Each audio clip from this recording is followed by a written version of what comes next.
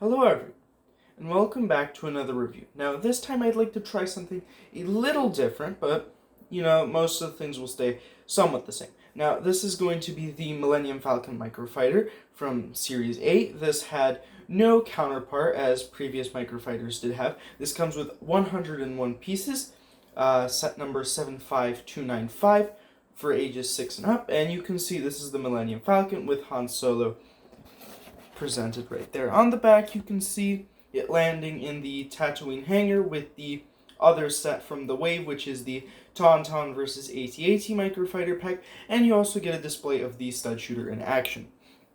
Now, if I go to the set itself, the Millennium Falcon, for its small size, is very detailed. It has a wide range of details from an accurate bit of an antenna or satellite dish, more accurately. You've got the kind of like attachment bay where you can kind of board and unboard. You've got some very nicely detailed engines on the back which do flap open somewhat. You've got the stud shooters, which although inaccurate, are supposed to be the little bit of the quad turret that rotates up at the top. You've got some headlights, and you've got a printed piece over for the cockpit. Now, you do have a place for Han Solo to sit, wherein he can sit right there. Works pretty fine. Now, the size, because it's a microfighter, not very accurate. Now, the new bit comes after we look at the minifigure. Now, this is the previously exclusive minifigure to the Cantina set. Now, if you don't own the Cantina, this is going to be a great pickup for you, considering you can get this minifigure for cheaper. Now, hopefully that's a bit more spot on there. I don't know how good it was previously with the Falcon, but, so you've got a bit of belt detailing and a bit of just, like coat detailing. So you've got the yellow, or like creamish color, and then you've also got like the brown belt. Very nice minifigure. You've got the updated hairpiece, which is very nice because it looks more realistic than the previous hair pieces. I don't know if you can really see that, but I think it's pretty nice. Han Solo himself looks pretty good, and he does have a more happy expression, to say the least, a bit more smug on the back, with a little bit of back torso detailing with that jacket wrapping around the back.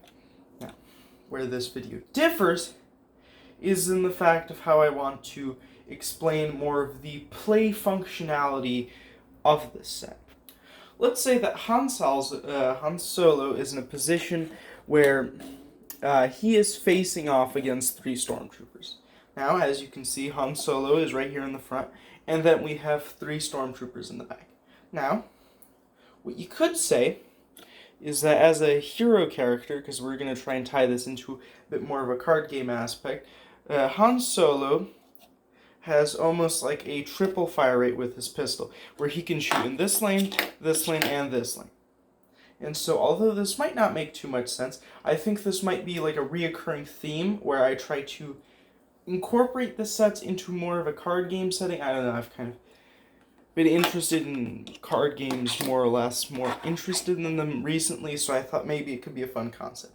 So if Han Solo is good at that, then he could realistically be used as more of a attacking card, because as you know, Han Solo is more of a smuggler, so he is definitely going to be attack forward, but these stormtroopers, with their forward-facing attack formation, they'll be able to hit at least the player, or at least, I don't know if this is working more or less. That's why this is a trial video.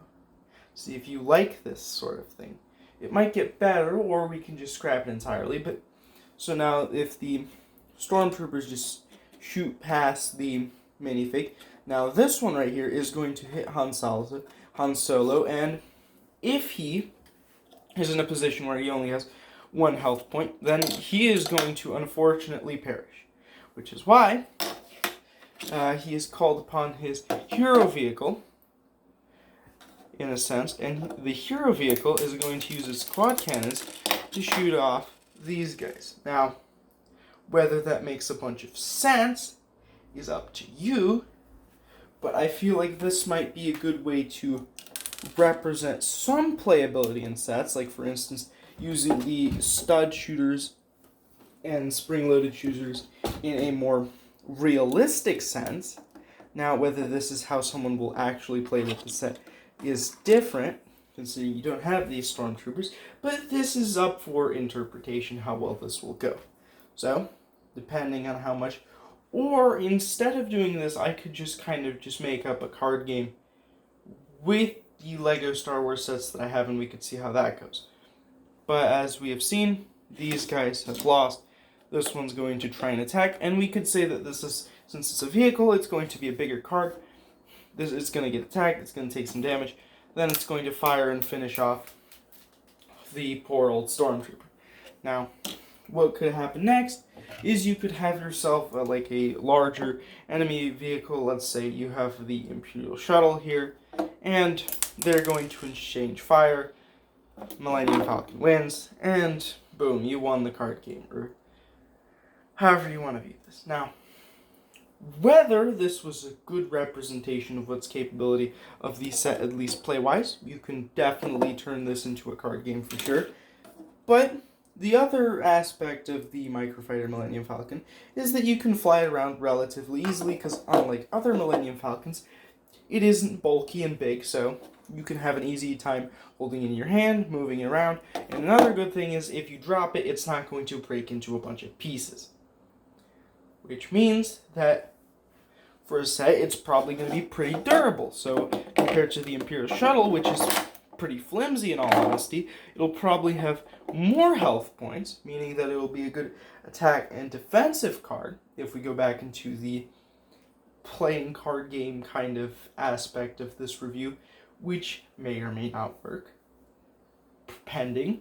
If anything, I can just redo this and we can cut out all the card talking gibberish, but this has been a test of what could potentially be a different style of review, because the generic method of just going through everything is a bit stale at this point, so I want to try and experiment with stuff, which is why I am going this route. Now, that doesn't mean that this route would continue unless you want it to. We can work on it, you can leave suggestions, say how this can improve, or we can just make this slightly its own thing for like a while. You let me know, we can work this out. See you next time, bye, and thank you for watching.